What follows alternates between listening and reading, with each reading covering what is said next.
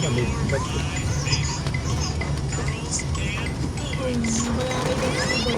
Yun. Wala eh, totoo pala talaga. Pwede pala talaga tayo mag-ibay.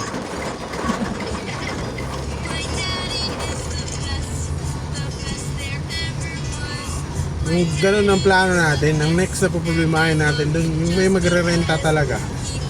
Ako na magbabike yung kami sa e-bike dito.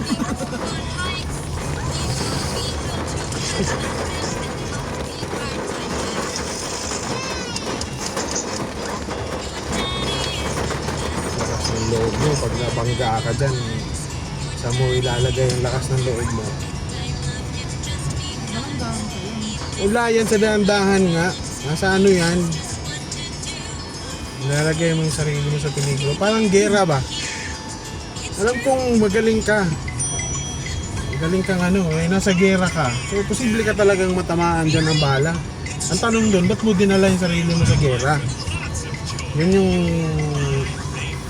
prinsipyo ko. Ba't mo kailangang dalhin yung sarili mo dun sa gera? Eh, pwede ka namang matulog sa bahay. Pwede ka namang wala dun.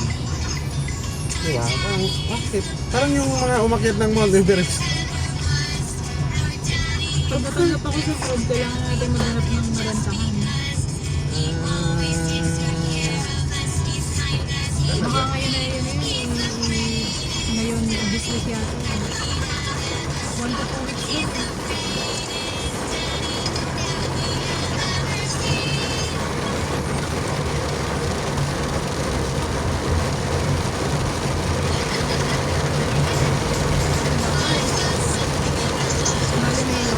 Mama, I love you so much that I can't stop thinking about you. Eh, pwede naman ako magpaano sa bird. Magpapunod.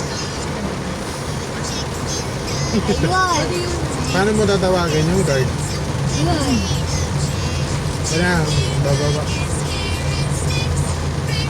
Lakas ko yun. May ako bababa.